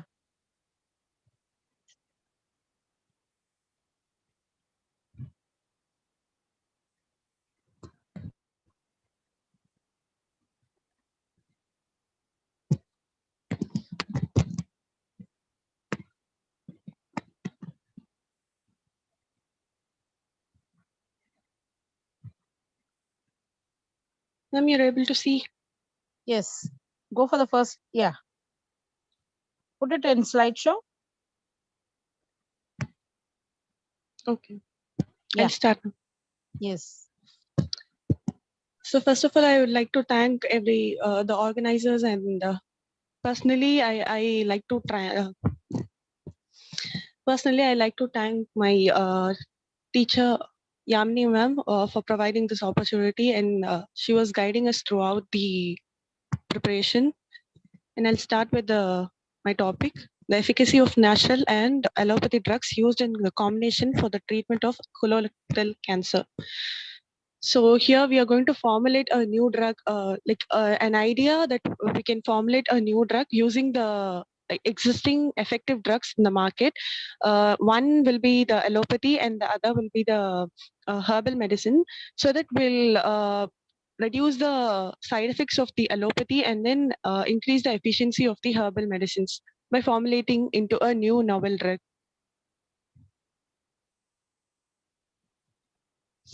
So introduction, I have chosen colorectal cancer, where in our large intestine, the lining of the colon, it will start producing it will start protruding into polyps because of the proliferation of the cells, abnormal growth of the cells. And then we can screen it through colonoscopy, and few more tests can be accommodated with the same. And then the aim and objective to formulate a novel drug with existing effective drugs in the market using the combination of allopathy and herbal active compounds for the treatment of colorectal cancer and fixing its dosage in the treatment of comparing their properties. So with the allopathy and herbal drugs, we compare the properties and then we formulate a novel drug. And it is just the idea that we go through a lot of research papers, and then this can be in future, this can be taken into in silico and in vitro studies, and then we can proceed further for the new drug. So as we all know, colorectal cancer, it is the third most common cancer and the second leading cause of cancer related to deaths. And it typically affects the elder ones, but it also happens in any age. Most prone to the disease is the elder ones, and it will start with a small non-cancerous polyps, the benign clumps of cells. But later, over time, and due to the environmental factors or genetic factors, it may become malignant. And screening it as earlier as possible is like we can get cured as earlier as possible. Okay, the first stage of treatment, we can go, usually it will be a surgery to remove the polyps from the colon. So further it will not multiply or the growth can be stopped there. And apart from that, we can go for chemotherapy. And one of that chemotherapy drugs is capecitabine. It is an anti-metabolite and an anti-neoplastic agent, and also it is a pro-drug in the colorectal cancer treatment. Why it is a pro-drug? It means like when it enters into our body for the metabolism, it will convert it into 5-fluorouracil, which then inhibits the thymidylate synthase to stop thymidine synthesis. So thymidine is necessary for us to for the nucleic acid synthesis, but when it is inhibited, the DNA is not complete, and that is the process of this capecitabine. It is an orally administered chemotherapeutic agent used in the treatment of metastatic breast and colorectal cancers. So this almost all the cancer drugs can be used for any type of cancer. It is not significant for the particular cancer type. And here it is for metastatic breast and colorectal cancers. That is throughout the body, it is spreaded. And then it inhibits DNA synthesis and slows down the growth of tumor tissue. So the DNA synthesis is inhibited, and then the growth of the tumor tissue, it is stopped there. And it is metabolized by thymidine phosphorylase to fluorouracil. So this is the metabolism step, which I mentioned earlier. Capecitabine is a nucleoside metabolic inhibitor and nucleic acid synthesis inhibitor. This also I already told. And then mechanism of action of this drug. It is a prodrug that is selectively tumor activated to its cytotoxic moiety. Fluorouracil by thymidine phosphorylase, an enzyme found in higher concentration compared to normal tissues or plasma. So this thymidine phosphorylase enzyme is present in more amount in the cancerous cells. And when this fluorouracil is going to react with this, it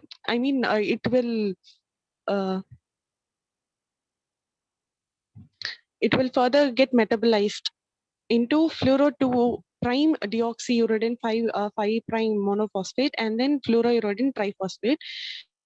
And this metabolism mechanisms, it will cause cell injury.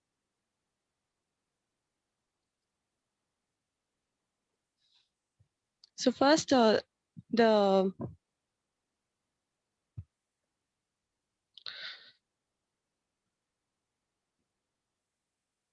Okay, the first fluorodeoxyuridine monophosphate, it will, with the folate cofactor, it will bind to the thymidylate synthetase, and it will covalently bond to that enzyme and form a ternary complex. And this binding inhibits the formation of thymidylate from 2'-deoxyuridylate. And thymidylate is the necessary precursor of thymidine triphosphate, which is essential for the synthesis of DNA. So as I already said, thymidine is important for the synthesis of DNA, and that is inhibited by this complex. Therefore, a deficiency of this compound can inhibit cell division. So obviously, when the synthesis of DNA is inhibited by something, we cannot proceed with the cell division.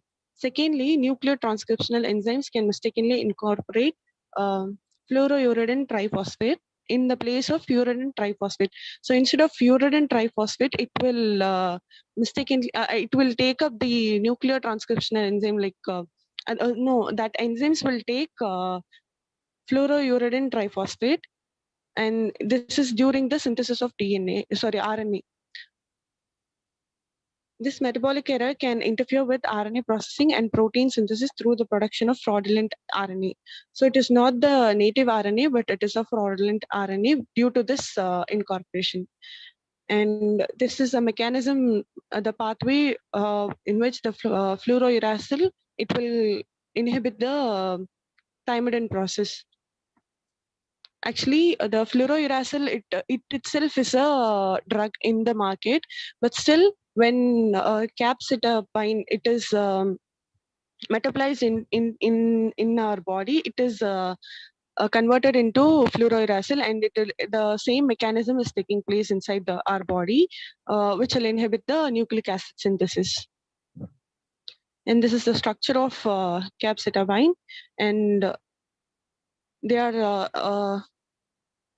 stable for at least 9 months when we store it in tightly closed containers at room temperature. And then here is the dosage for the capecitabine. Recommended dose for monotherapy. Here, monotherapy, it refers to the metastatic breast cancers and then colorectal cancers. And it is 1,250 milligram per meter squared. It depends on the body size, and it is administered orally twice daily for 2 weeks, followed by a 1 week rest period given as 3-week cycles. So 2 weeks will be under the medication, and 1 week rest will be having, and then these are considered as 3-week cycles, and again the cycle follows. And it should be in the lower doses when we used to combine other cytotoxic agents like oxaliplatin and lapitinib. So there is this thing that we are not focusing on a single drug. We might also prescribe a group of drugs or combination of drugs so that the efficacy is more. But still, the combination with the allopathy drugs, it itself will cause side effects. Like it is not like normal side effects that is caused by one drug. It is a multiple side effects. And then the herbal drug I chose to combine with this medicine is curcumin. Curcumin is almost we almost know it is from the turmeric, which we use it as a spice in Indian. Extracted from the roots of curcuma longa, that is the turmeric, and it is widely been used in Indian Ayurvedic and traditional Chinese medicine. So we Indians and almost in the Chinese medicine, they follow this curcumin for the treatment of colorectal cancer. It exhibits a multitude of anti-cancer activities orchestrated through key signaling pathways associated with cancer.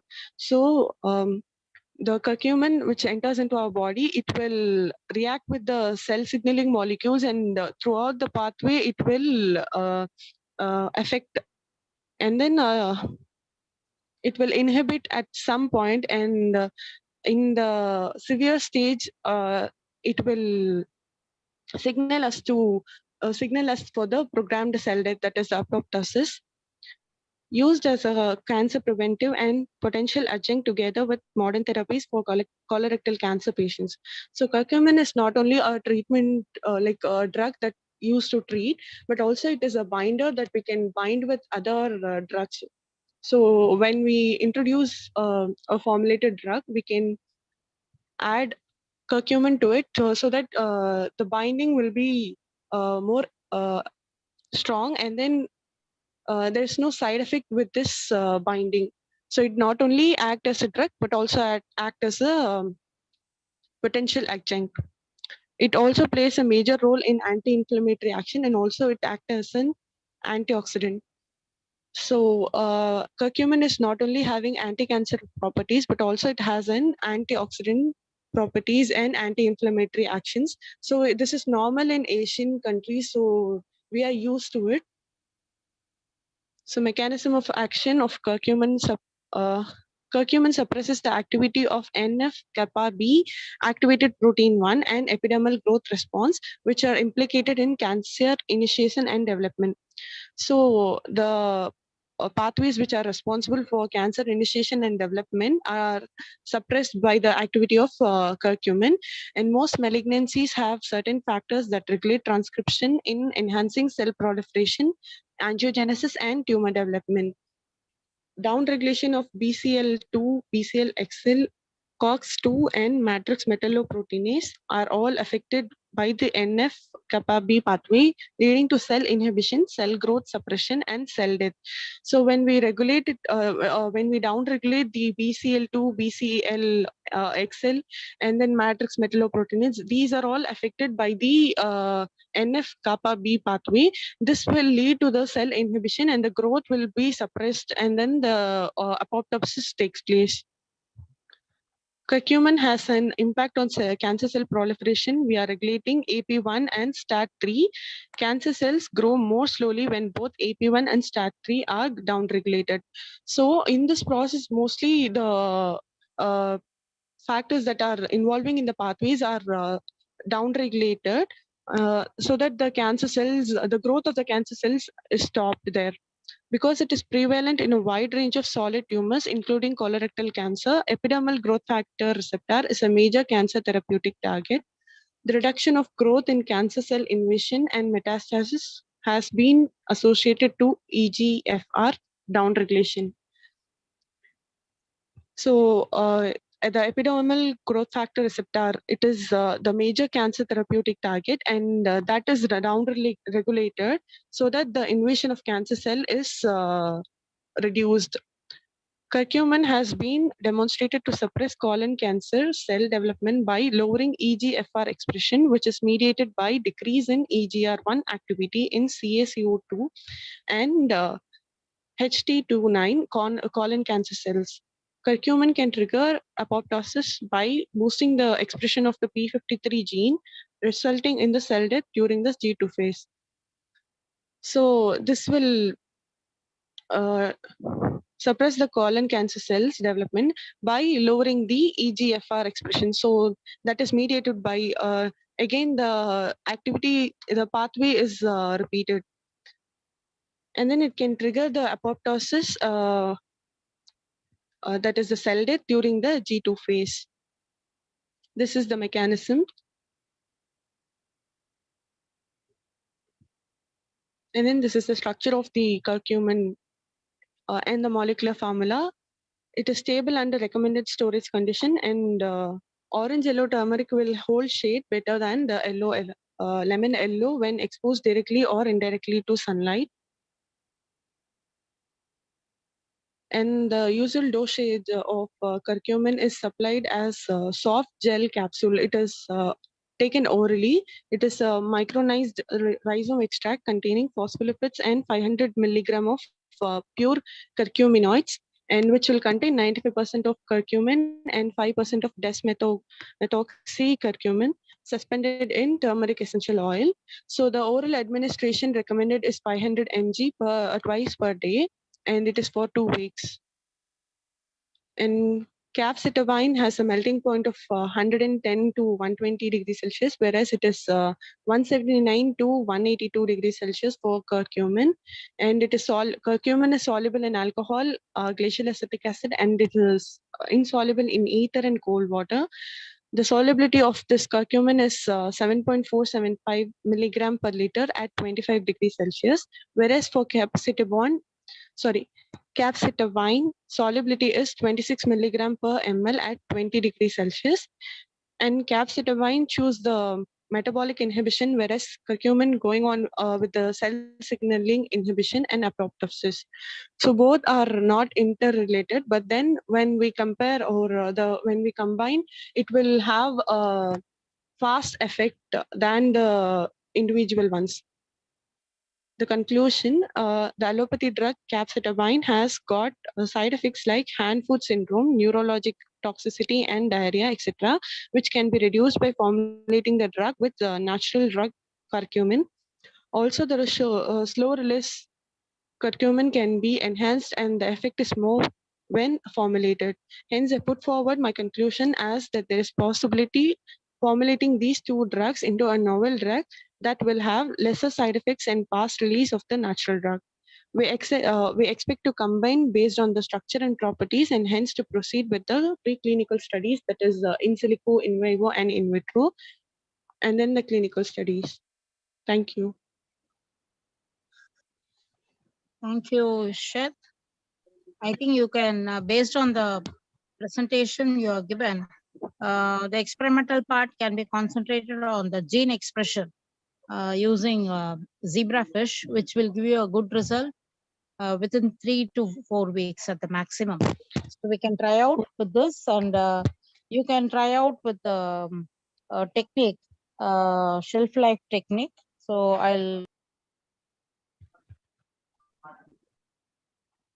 Okay. With that, and you can proceed for the experimental procedures. Thank you. Thank All the you. best. All the best.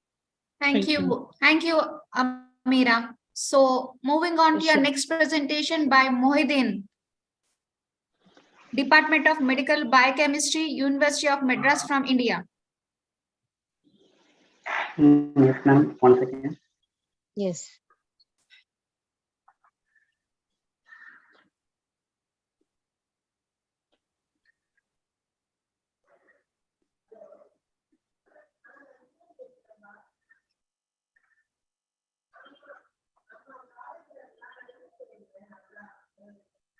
Okay. Did you ask about it? No, they are saying different. But here it is 600 on he has put. I think we can book it directly. Only thing I need to know. 600 for 1 day. Because we are not, they are not the responsible. Because you need to check, pick up and drop. Yeah. Everything check once because this is not our country. Ma'am, Okay. 1 second, ma'am. Okay. Pa. Yes, please share your screen. Where should I go? Like I Ma'am, said, screen is visible now. Yes, safe. It's reverse. Now it's okay. Okay. Hello, good morning, everyone. I am Mohideen. Please raise your voice, increase your volume. You're going to let me Yes. You are going alone. Good morning, everyone. I am Mohideen. Yes. First MSc Medical Biochemistry of Okay. University of Madras, Terminal Campus, Chennai. I am going to talk about the topic of effect of formulated drugs for the treatment of pancreatic neuroendocrine tumors. So that we can go on. I would like to thank my ma'am, Dr. Yamini ma'am, who have guided me to do the topic of this. And as the introduction, the pancreatic neuroendocrine tumors are a group of cancers that can occur in the hormone-producing cells of the pancreas. It is particularly acts on islets of Langerhans. It's also known as islets of cancers. These type of cancers are very rare in the population, and in a conditions in which the neuroendocrine cells develop into tumors. A neuroendocrine tumor may grow slowly or aggressively and spread to other parts of the body.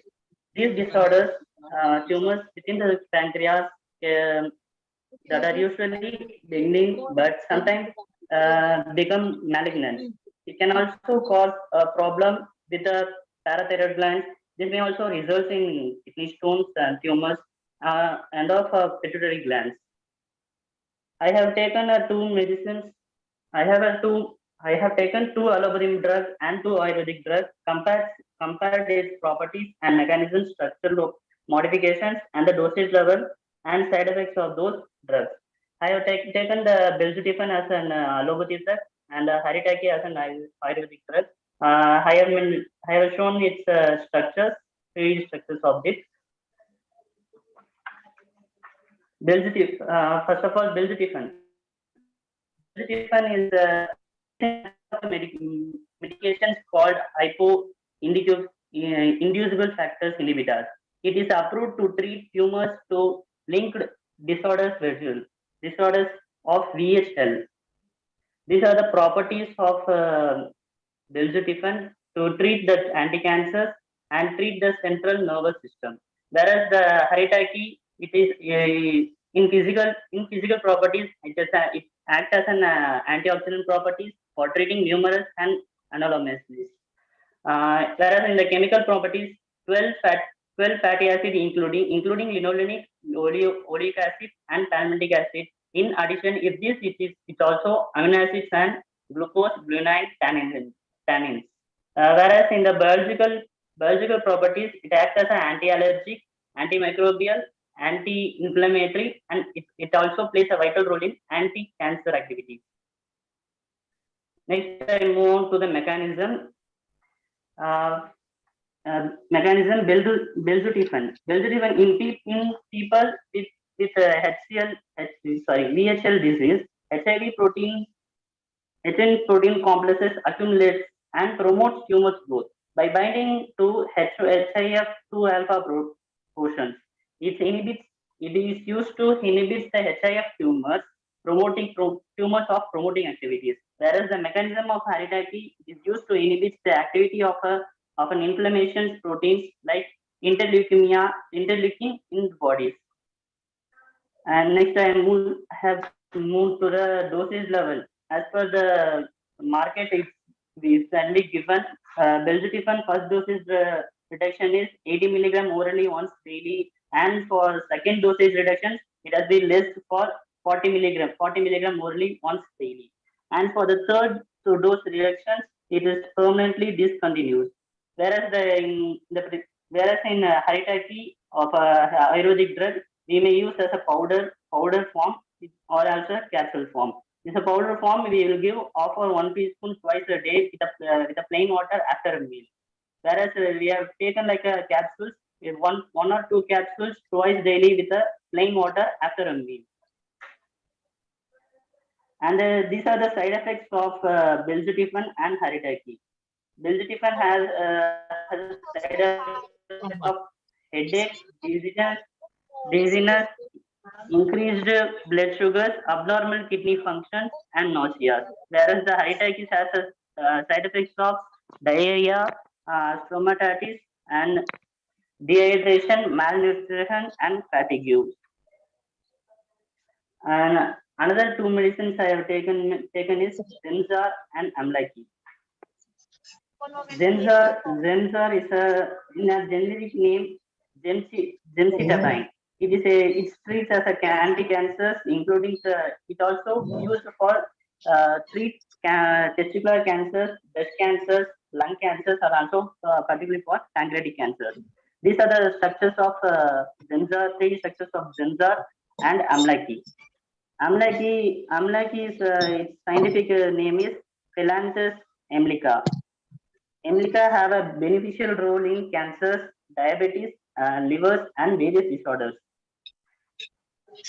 And then I move on to next properties of Zenzar and Amlaki. Zenzar, so it is to prevent or treat cancers, include, as I told before, testicular cancers, breast cancers, ovarian cancers, non-small cell lung cancers, pancreatic cancers, and bladder cancers. Whereas the properties for the Amlaki, it's a physical properties, it's subsidies, closely set along with the branchlets, narrowly linear, having a appearance of finite leaves. Whereas the chemical properties means it is a leucodelphinin and procyanidin and tannin. 3 to sorry, 3 to 0 galtons pro-delphine elagesic acid. It's a biological properties means that are efficacious in the treatment and prevention of the cancer. The mechanisms is for the Zimzar, it is promoting the apoptosis of malignant cells undergoing DNA synthesis. Whereas in Amlaki, it improves the healthy metabolism, digestions, and eliminations.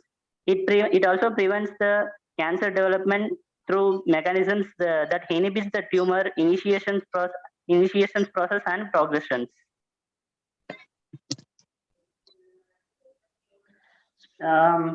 These are the dosage level.